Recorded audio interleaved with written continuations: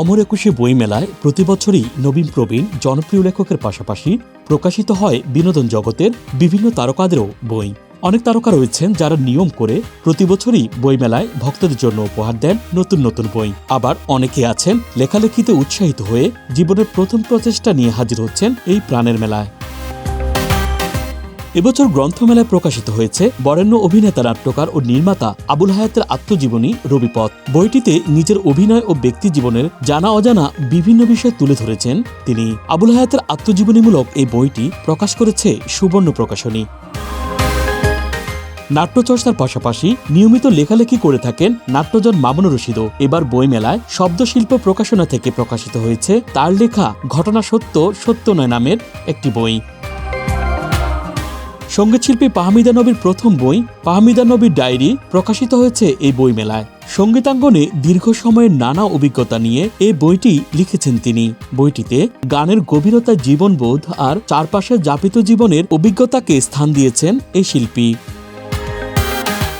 শব্দশিল্প প্রকাশনী থেকে প্রকাশ হয়েছে অভিনেত্রী সুষমা সরকারের লেখা প্রথম বই দ্বিতীয়। বইটিতে বিভিন্ন বয়সের নারীর মনস্তাত্ত্বিক দ্বন্দ্ব, নারীর অবস্থান, একাকিত্ব, তাদের লড়াই ও ক্ষমতায়নের কথা লেখনীতে তুলে ধরেছেন তিনি।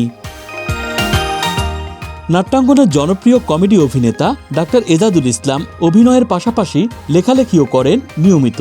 এবারের বইমেলায়ও তার ভক্তদের নিরাশ করেননি। প্রকাশ করেছেন হুমায়ুন স্যারের চোখে জল এবং হুমায়ুন স্যারের শুটিং নামে দুটি বই। অভিনেতা ফারুক আহমেদ নিয়ে এসেছেন হাউ মাউ খাও নামের একটি বই। প্রকাশনা প্রতিষ্ঠান মিজান পাবলিশার্স থেকে বইটি প্রকাশ পেয়েছে। গানের পাশাপাশি নিয়মিত লেখেন গায়িকা সাজিয়া সুলতানা পুতুল। আগেও প্রকাশ পেয়েছে তার লেখা বেশ কয়েকটি বই। এবারও অনন্যা প্রকাশনী থেকে মেলায় প্রকাশিত হয়েছে শিল্পী সত্তার ব্যবচ্ছেদ নামে একটি উপন্যাসের বই। সঙ্গীতশিল্পী জয় শাহরিয়ার লেখালেখির পাশাপাশি প্রকাশনার সঙ্গেও যুক্ত।